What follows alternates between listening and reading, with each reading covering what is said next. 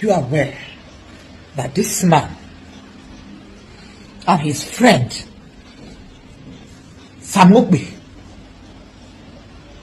left my drink at 4 Point Hotel and had anal sex with me without my knowledge?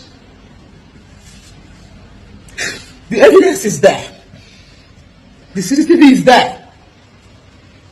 The room numbers are there. The cameras are there to prove this. Do you know what this man has done to me?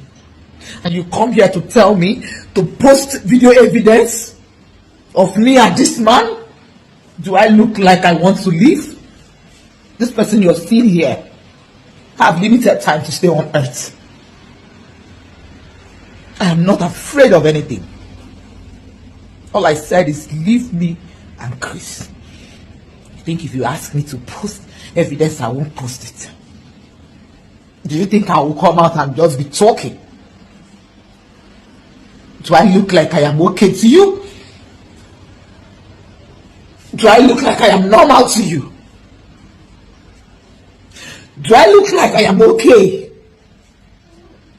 Mentally, they have messed me up. And you think it's okay for me to keep quiet? You think it's okay for me to keep quiet? Chris should do his worst. Medical records are there. Let's go to the hospital and check what him and his friend did to me. How they left my drink. CCTV camera is there at 4 Point Hotel to prove the room number. How we entered the room. And how I drank and I woke up. The both of them have had anal sex with me. And you say I should keep quiet.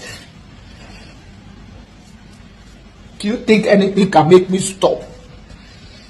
Do you think anything can change all the bad Chris did to me? Who are you to tell me to post evidence? Do you think I will come out without having evidence of Chris? Do you think I just woke up and started talking? I am not okay anymore. But the rituals he did in my body, he should come out and confess. I've kept quiet for so long. I've endured it for so long. Do you know how many miscarriages I've had? You think it's normal? You think this is a joke? And you come out to tell me to come and post a video proof. You think you're just beginning to see?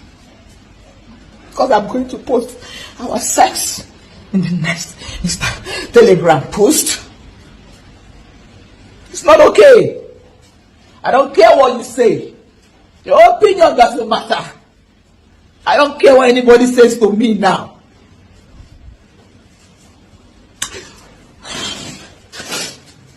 You think it's okay for you to put mouth in this? You think it's okay for you to shut me up? Did I make the video for you to analyze it? You chose to analyze it. But don't tell me that I'm lying. There's a lot of proof. I don't care. I don't care anymore. I reached out to them. Pastors, when this was happening, help me. They only help you when they feel it affected. But when you are in trouble, they will not come through for you. They will give you peanuts. I will not be enough for you to solve your problem. So listen, let me tell you. I will tell you about these pastors. I don't care what you think. This person is not okay. God said I should speak. I'm going crazy. Do you know how many things they are doing to me every night? Do you know how they are spiritually tormenting my life? You don't know. So don't come and put yourself in there. I don't care what you think. But at this point, before I die, before I go crazy, before anything happens to me, I will speak everything. I will speak. Before this video, mo ti ṣe video kan tó involve ìgbáládùn alẹ́ rẹ̀bẹ̀ tí a showcase story pastor kan àtobìnrin kan. Ṣóyé yín, mi ò mọ̀ bóyá ẹ ti rí, bóyá ẹ ti wò. So ọ̀rọ̀ lẹ́gbọ́ yẹn ti tèmi. Bẹ́ẹ̀ lórí eléyìí, argument mi will be different from the other one tí mo ṣe. ìyẹn mo base lórí pé ọkùnrin náà ní ọkùnrin làwọn pastor, ọkùnrin làwọn àfáà, ẹ̀jẹ̀ dẹ̀ ló ń ràn nínú vein wọn. Mo base lórí yẹn because of level of alẹ́ rẹ̀ bẹ̀. Bẹ̀ lórí tẹ́lẹ̀ yìí ẹni tètè mi. Ṣé ẹ rí story arábìnrin yìí ó ti ń fly. Mo kàn ń wò ni pé ṣé kí n sọ àbí kí n kàn fọnú kúrò. Bẹ̀ ìgbà tí mo rí fídíò yìí mo ní yé màá sọ pa ẹ̀. Ṣé wá rí obìnrin yìí? Ìdí tó fi pained báyìí ó ní pé ibi tó fojú sí ọ̀nà ò gbabẹ̀. Ibi tó fojú sí ọ̀nà ò gbabẹ̀ mọ́. Nǹkan tí wọ́n promise ẹ̀ kò wá bọ́ sí mọ́. But ẹ mọ̀ gbogbo eléyìí ń ṣẹlẹ̀ Ọlọ́run náà ló jẹ́ kó ṣẹlẹ̀ bẹ́ẹ̀. Nítorí pé kíni wọ́n ti lo obìnrin yìí. Àwọn pastors tó ń porúkọ wọn yìí wọ́n ti lo obìnrin yìí láti punish àwọn kan rí. Obìnrin yìí dàbí pé ó dàbí agent ni fún wọn. Bí mi ṣe ń rò ó dàbí agent. So gbogbo nǹkan tí mo rí tó ń go through sí to me ó dàbí karma. Somebody mentioned it. Ó dàbí karma. Ẹ̀yin tèmi ó lágbára. Ẹ wá wò ó sìn. Tí obìnrin yìí tí ò bá réyàn bá sọ̀rọ̀, tí obìnrin yóò bá hold ara rẹ̀ dáadáa, ó ń ṣeré pẹ̀lú mental illness. Ó ń ṣeré pẹ̀lú Ọlọ́run ní jẹ́ orógun skánskan. Ọlọ́run ní jẹ́ kó rógun skánskan. Bẹ̀ bó ṣe ń ṣeré yìí, bó ṣe ń ṣe yìí, èmi ò dẹ̀ wá mọ̀ bóyá ó dẹ̀ exaggerate ni o fún fídíò. Bẹ̀ bó ṣe ń ṣe yìí tí wọ́n bá tètè gbé obìnrin yìí mú kí wọ́n wàásù fún un pé vanity upon vanity is kíni is vanity. Pé kó ṣe sùúrù. Obìnrin yìí Ọlọ́run ní jẹ́ kó wá lọ para ẹ̀ dànù. Ẹ̀yin gbọ́rọ̀ tó ń sọ. Kó wọ́n lọ para ẹ̀ dànù. Kó wọ́n lọ fún ara ẹ̀ ní àrùn skánskan. Ẹ bá sọ̀rọ̀. In as much as bó ṣe ń ṣe yìí tó bá kí ń ṣe pé just for the video. Tó bá ṣe pé bóyá it's just for exaggeration. Ẹ̀yin wá wo àwọn tó kó sínú dẹ́límà yìí. Àwọn pastors ló kó sínú dẹ́límà yìí, ló kó sínú wàhálà yìí. Àwọn pastor ló kó sínú wàhálà yìí. Tẹ́ bá rí bí oṣù méjì, oṣù kan sẹ́yìn, ẹ rí pé àṣírí ń tú gidi gan. Àṣírí ń tú. Mo ti gbọ́ nípa àwọn pastor méjì kan tí wọ́n interact, tí wọ́n sọ̀rọ̀ obìnrin, tí wọ́n ń discuss pé káwọn lọ ṣe túsàn. Tí wọ́n encourage ara wọn, tí wọ́n ń discuss àwọn obìnrin kan, àwọn pastors. Ibi tí mo wá ń lọ lélẹ̀ ẹ̀yin tètè mi. Ó gbé oníwọ̀ fẹ́ ṣe iṣẹ́ Ọlọ́run. Ṣé iṣẹ́ Ọlọ́run tó ní o fẹ́ ṣe o fẹ́ fi deceive àwọn èèyàn ni? Ṣé o kàn fẹ́ mọ̀ọ́mọ̀ deceive àwọn èèyàn pẹ̀lú iṣẹ́ Ọlọ́run tó sọ pé o fẹ́ ṣe? Ẹ pera yín ní òjíṣẹ́ Ọlọ́run. But the worst person in the society ó better than you. Pẹ̀lú gbogbo narrations tá à ń gbọ́ yìí. Ilé Ọlọ́run sacred home ni. Ẹ wá sọ di yẹ̀yẹ́. Tó bá mọ̀ pé you are a businessman, choose the business mi, mọ́ borúkọ Ọlọ́run ọba jẹ́.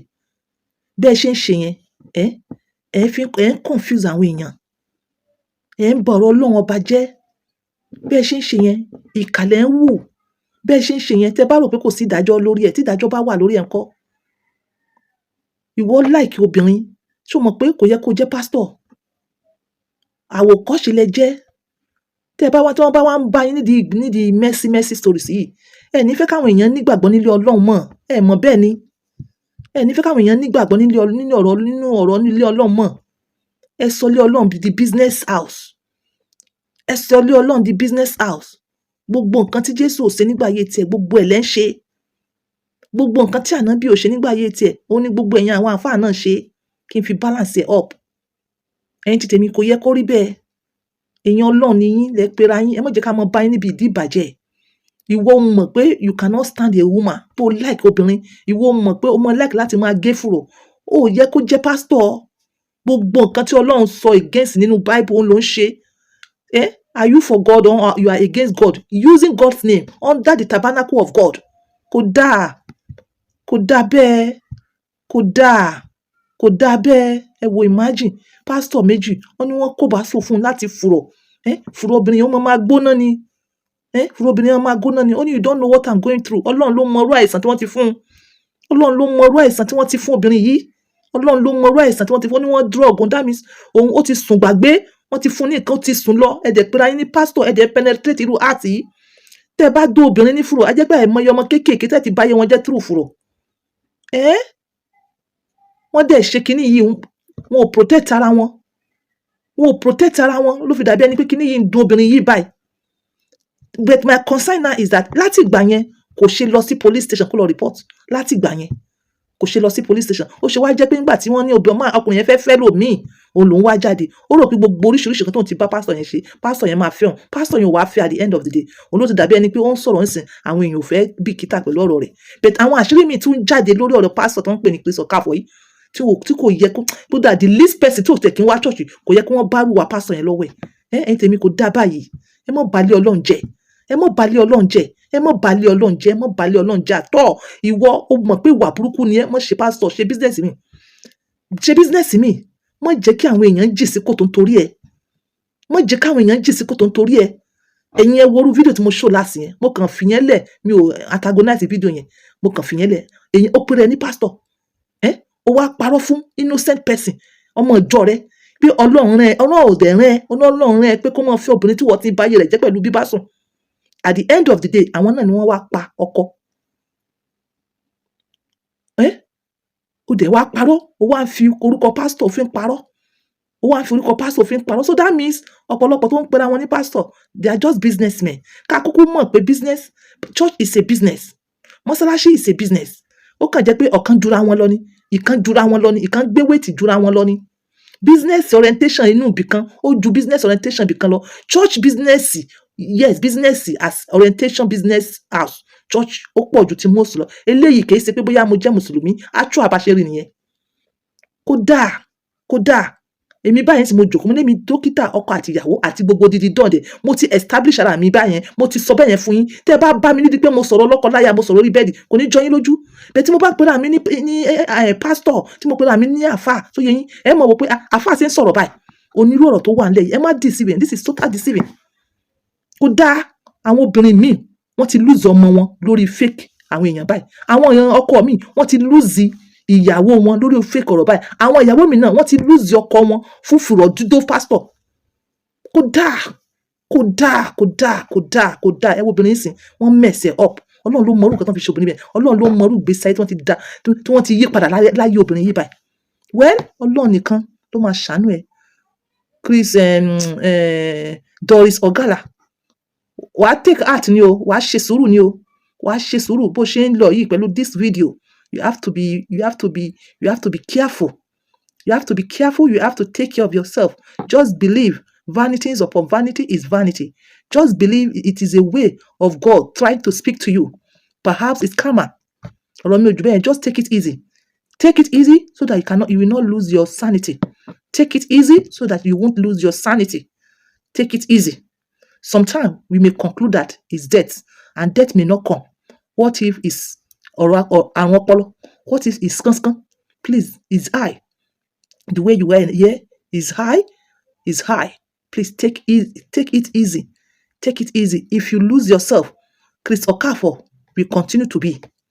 If you lose yourself, don't lose yourself for nothing. Don't buy yourself for nothing. Don't give yourself skan for nothing. Chris Okafor will still continue to be. Please, take it easy. Solve all this amicably. Tèmi, ọ̀rọ̀ mi ò jù bẹ́ẹ̀ lọ.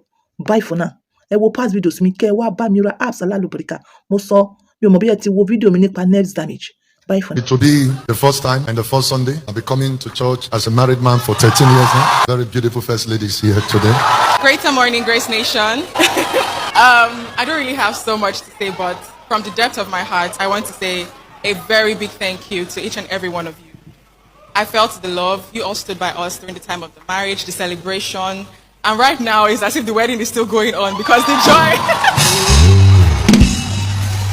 this joy is coming from within and we both can feel it. We are so grateful. And I pray for you today that, and I pray for you all today that celebration will never cease from your household in Jesus' name.